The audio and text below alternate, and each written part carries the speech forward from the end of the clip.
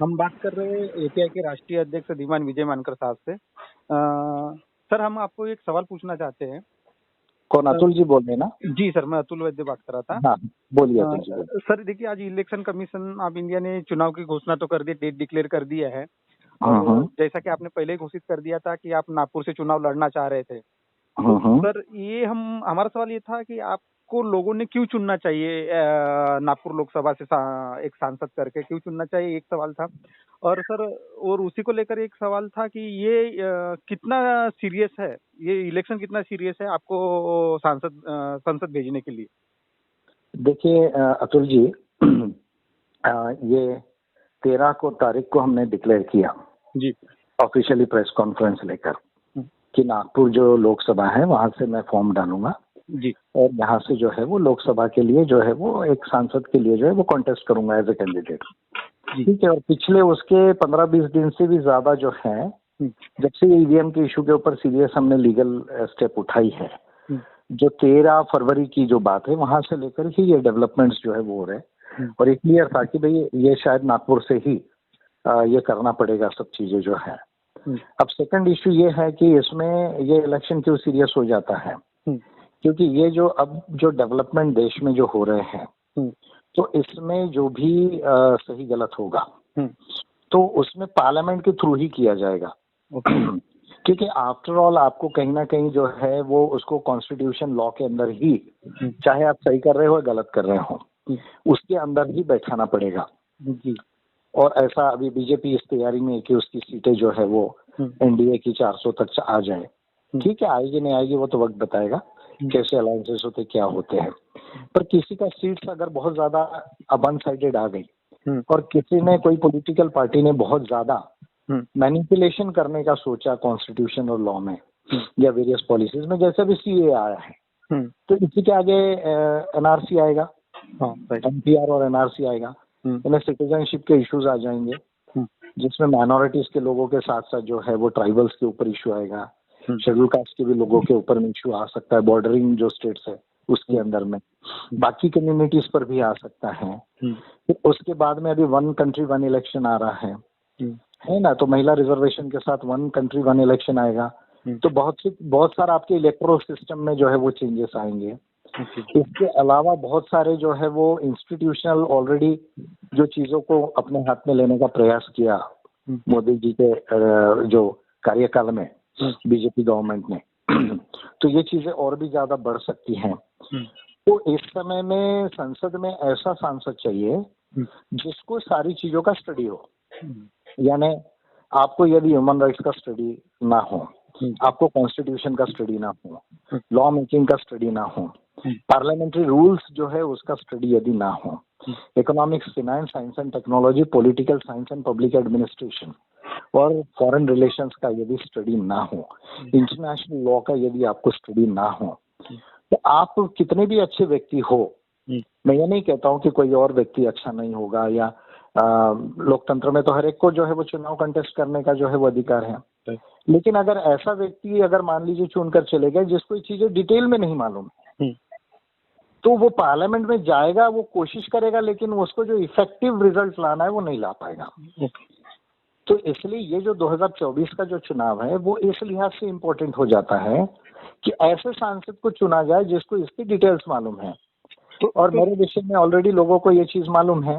नहीं तो सर, ये जो आप इतनी इम्पोर्टेंट चीजें जो बता रहे हैं, एक सांसद में क्वालिटी होना चाहिए, तो नागपुर, इसको लेकर आप नागपुर के लोगों से क्या अपील करना चाहेंगे? नहीं, नागपुर लोकसभा के तमाम लोगों से जो है वो मैं अपील करूंगा कि ये सारी चीजों का मेरा स्टडी है, रिसर्च है, मेरी लाइब्रेरी पहले 3 लोगों में बेस्ट में है इंडिया में। मैंने 16 बिल्स पार्लियामेंट को दिए, जिसमें 10 बिल देश की चुनावी व्यवस्था को प्रातिनिधिक बनाने के लिए किया है। और देखिए जो मेरे 2017 के बिल से उसके डेवलपमेंट हुए। आज आप बीबीसी हिंदी में इंटरव्यू देखिए, नेशनल इलेक्टोरल फंड की बात हो रही है, दान and donations by companies to the political parties की बात हो रही है, ceiling on the expenditures of political parties की बात हो रही है, 200 आपके जो 888 एमपी हो रहे हैं, नई लोकसभा जो फॉर्म होगी 2029 में, उसमें 888 सांसद होंगे, वो मेरे बिल्स की वजह से हो रहे हैं। यानी टोटल कॉम्प्रिहेंसिव इलेक्टोरल रिफॉर्म्स के 10 बिल मैंने दिए, उसके कई पॉइंट्स अभी धीरे धीरे ऊपर आ रहे हैं। दूसरा, 2 ह्यूमन राइट्स को कॉन्स्टिट्यूशन में इनकॉर्पोरेट करने के लिए मैंने बिल्स दिए। 2 आदिवासियों के इंडिजिनस राइट्स को संविधान में लाने के लिए मैंने बिल दिए, और 2 रिजर्वेशन के एक्सपेंशन के भी बिल्स दिए। उसके अलावा 35 पिटिशंस है और आरटीआईज है, तो वो एक अलग विषय आरटीआईज वगैरह का, लेकिन पहले 35 पिटिशंस भी बहुत सारे महत्वपूर्ण विषयों पर है। और ये जो स्टडी है पिछले 25-30 सालों का जो मेरा रिसर्च है, इस पे मेरी मास्टरी है सारी चीजों के ऊपर में। और अगर मान लीजिए मेरा जैसा सांसद अगर जाता है तो वो ज्यादा इफेक्टिवली ऐसे सिचुएशन में पार्लियामेंट में जो है वो आपको रिजल्ट दे पाएगा, क्योंकि अभी जो देश के आगे जो सिचुएशन आएगी वो क्रूशियल है, यानी वो इतना इजी नहीं है। तो इसलिए बाकी लोगों को भी अधिकार है, मैं नहीं कहूंगा कि वो खड़े हो ना हो या हो, वो उनका व्यक्तिगत अधिकार है, वही उनका ह्यूमन राइट है, उनका लीगल और कॉन्स्टिट्यूशनल राइट है। लेकिन ऐसे सिचुएशन में अगर बाकी पार्टीज के लोग अगर कोऑपरेट कर दे और एपीआई को जाने दें यहाँ से, तो एक बहुत इम्पोर्टेंट जो है वो रोल जो है मैं संसद में जाके प्ले कर पाऊंगा। तो ये मेरा रिक्वेस्ट सभी पॉलिटिकल पार्टीज के लीडर्स से है और कैंडिडेट से है कि वो इस जो रिक्वेस्ट पर जो है वो गंभीरता से जो है वो सोचे। नहीं सर, बिल्कुल सोचना चाहिए। अगर इतने इंटेलेक्चुअल लीडर को अगर नहीं भेजेंगे नागपुर की जनता, तो फिर और किसको भेजेंगे? सर दूसरा उनके अभी सदविवेक जो बुद्धि है जी, नागपुर के जो वोटर्स है उनको केवल हम जो रिक्वेस्ट कर सकते हैं, अपील कर सकते हैं, बाकी फिर उनके ऊपर में। हाँ, वो तो उनका मताधिकार है, कहाँ यूज करना चाहे। Yes yes yes. हाँ सर, और इसको लेकर एक और सवाल था कि अभी इलेक्शन कमीशन ऑफ इंडिया ने जैसे प्रेस कॉन्फ्रेंस की, और तो वो पत्रकार जो लोग सवाल जो पूछ रहे हैं, और जो इलेक्शन कमीशन ऑफ इंडिया, जिसमें क्लियरिटी नहीं दिख रही सर उनके ईसीआई के जवाब में। वो एक तो बल्क में क्वेश्चन लेके फिर आंसर देना चाह रहे हैं, या फिर कोई स्पेसिफिक क्वेश्चन हो तो उसको आधा अधूरा करके आंसर दे रहा है। तो इस सारी इनको कैसे टैकल करेंगे सर आप आगे? नहीं, अभी टैकल करने का तो इश्यू अभी डिफरेंट हो गया है। ये इलेक्शन कमिश्नर जो है, चीफ इलेक्शन कमिश्नर, ये तो डेलिबरेटली इवेड कर रहे हैं सवालों को। देखिए, अभी आज उन्होंने जो शेड्यूल डिक्लेयर किया, 2.5 महीने का शेड्यूल डिक्लेयर किया। आज 20 मार्च से लेके 4 जून तक, यानी आप 20 अप्रैल, 20 मई और 4 जून, यानी 2.5 महीने का शेड्यूल डिक्लेयर किया है। सारी पॉलिटिकल पार्टीज, अपोजिशन की पॉलिटिकल पार्टीज का ये कहना था कि भाई आप शेड्यूल को कम कीजिए, 1 महीना 1.25 महीने के अंदर कीजिए, क्योंकि पॉलिटिकल पार्टीज को भी दिक्कत होती है और इतना ज्यादा मॉनिटरिंग इलेक्शन को करना, और फिर ईवीएम्स वहां पड़ी हुई है आपके इलेक्शन के बाद में, उसको पॉलिटिकल पार्टीज मॉनिटर नहीं कर सकती कि वो ईवीएम्स में क्या हो रहा है या नहीं हो रहा है। तो एक तो उन्होंने शेड्यूल और जानबूझ के जो है वो लंबा किया पिछले लोकसभा के चुनाव से, इस बार का शेड्यूल और ज्यादा लंबा है। दूसरा, ये चीफ इलेक्शन कमिश्नर क्या कर रहे हैं, 5-5, 6-6 सवाल ले रहे हैं। तो 5-5, 6-6 सवाल जब आप लोगे तो डिटेल में आंसर कहाँ दोगे? तो अब सवाल लेना है तो 1 या 2 लेना चाहिए और उसका डिटेल में आंसर देना चाहिए। फॉर एग्जाम्पल, एक बीबीसी की आज रिपोर्टर थी, उन्होंने पूछा कि भाई आपके यहाँ एक्सपेंडिचर क्या होता है इलेक्शन में? तो ये उनका प्लेन सवाल था, इंग्लिश में था। अब इनको इंग्लिश समझी उतनी हाई लेवल की ब्रिटिश इंग्लिश या नहीं समझी है, मैं नहीं जानता।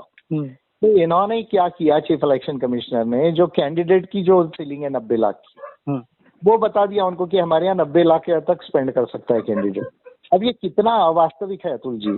कैंडिडेट 90 लाख कर सकता है, लेकिन पॉलिटिकल पार्टी चाहे तो 90 करोड़ भी कर सकती है। आप समझ रहे इस बात को? बराबर। ये चीफ इलेक्शन कमिश्नर को ये बात क्या मालूम नहीं है, ऐसा लगता है आपको?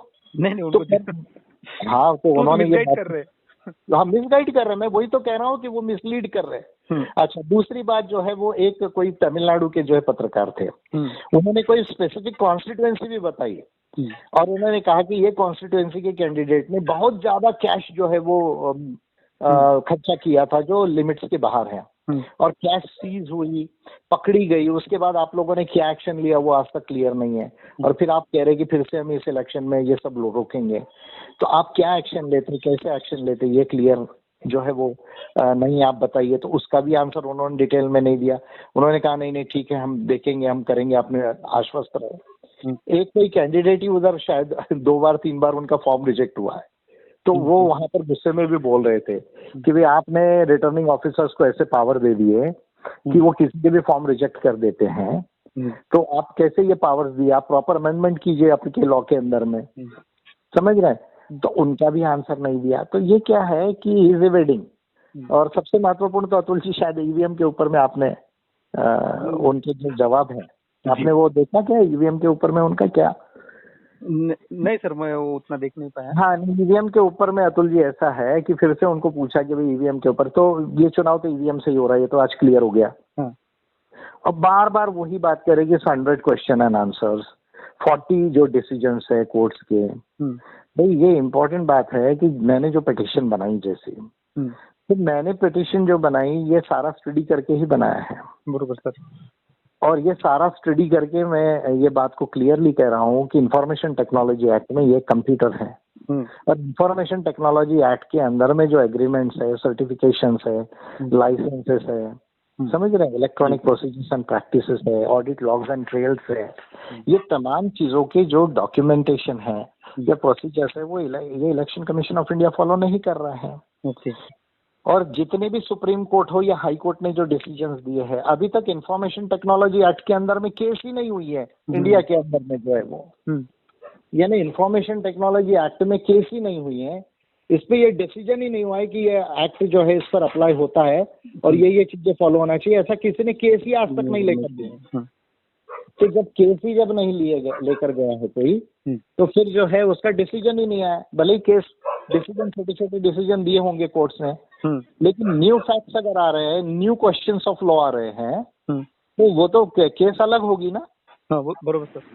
तो ये जब तमाम चीजें, जैसे मेरी पिटीशन पड़ी हुई है अभी भी उनके पास में, तो आज तक उन्होंने जो है उसका तो सिंपल रिप्लाई भी नहीं दिया है, मान लीजिए। डॉक्यूमेंट सर्टिफिकेट लाइसेंसेस तो बहुत अलग बात है। तो क्या है कि वो मिसलीड कर रहे हैं, और वो कह रहे कि भाई लोग कंप्यूटर आपके एक्सपेरिमेंट्स दिखा रहे हैं।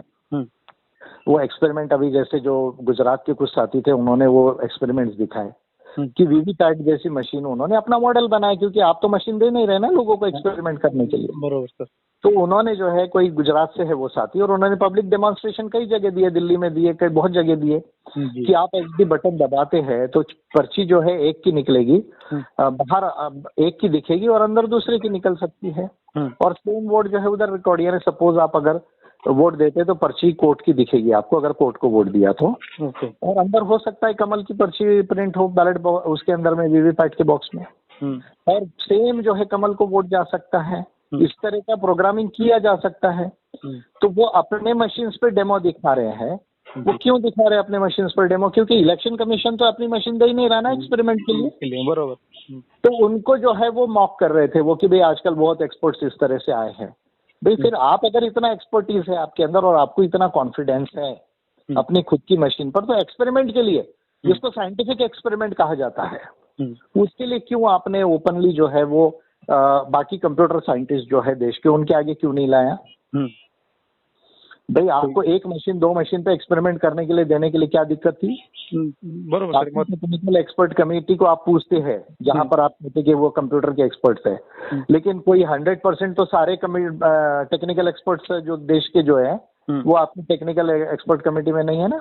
नहीं रहे। बरोबर। इसके अलावा भी तो कई विद्वान लोग कंप्यूटर साइंस के हैं ना देश के अंदर में। जी बरोबर। और दुनिया में भी है ना। तो ये जो है स्टैनफोर्ड यूनिवर्सिटी के जो प्रोफेसर्स है, या प्रोफेसर हेल्डरमैन है या स्टैनफोर्ड यूनिवर्सिटी के है, उन्होंने एक तो प्रूफ करके दिया है सारी चीजों को ऊपर के ईवीएम्स के ऊपर में। तो क्यों नहीं फिर ऐसे इंटरनेशनल कंप्यूटर साइंटिस्ट जो है स्टैनफोर्ड यूनिवर्सिटी के, एमआईटी यूनिवर्सिटी के है, या हमारे यहाँ के आईआईटी के यूनिवर्सिटीज के हैं, उनको क्यों नहीं वो 2 मशीन 4 मशीन देकर एक्सपेरिमेंट करवाया इलेक्शन कमीशन में? करवाना चाहिए। और अगर कंप्यूटर साइंस को समझने वाले खुद का डेमो बनाकर बता रहे हैं तो उससे इनको दिक्कत हो रही है। तो ये जो क्लैरिटी जो है नहीं है, और आईटी एक्ट का तो बिल्कुल जो है वो इम्प्लीमेंटेशन वो नहीं कर रहे हैं। हम तो लीगल चैलेंज कर ही रहे हैं इसको, और फिर बाद में धमकी भी दे रहे नहीं। अभी जो मिस इन्फॉर्मेशन चल रहा है, मिस इन्फॉर्मेशन यानी यदि हम कुछ बोले, अगर मान लीजिए नागरिक लोग या पॉलिटिकल पार्टीज के लोग, तो वो मिस इन्फॉर्मेशन हो गया उनके लिए। ओके। तो डिसाइड कौन करेगा भैया मिस इन्फॉर्मेशन है या रियल इन्फॉर्मेशन है? आप बोल रहे हैं वो रियल इन्फॉर्मेशन है, हम कह रहे हैं कि भाई आप मिसलीड कर रहे हो। अभी आपने एक्सपेंडिचर बताया नहीं कि पॉलिटिकल पार्टीज के ऊपर कोई सीलिंग ही नहीं है हमारे देश में। आपने बताया नहीं कि हमने कंपनीज को फ्रीडम दे दिया कितना भी करोड़ों हजारों करोड़ रुपए देने का। अभी आपको अतुल जी मालूम है ये जो इलेक्ट्रल बॉन्ड का जो डेटा निकल रहा है, शायद कल भी आपने मुझसे एक इंटरव्यू किया इसमें। जी सर। ये तो बड़ी महत्वपूर्ण एक डेटा निकल के आ रहा है धीरे धीरे इसमें। बरोबर। सबसे ज्यादा जो ऑनलाइन जुआ चलता है, हाँ ऑनलाइन लॉटरीज चलती है, जी रोड बनाने वाली कंपनीज जो है, समझ रहे क्या? जी आपकी जो बॉक्स ट्रेडिंग है, जो मटका ट्रेडिंग, बॉक्स ट्रेडिंग बोलते हैं, नागपुर में 22 करोड़ रुपया बॉक्स ट्रेडिंग कैसे ये हुआ?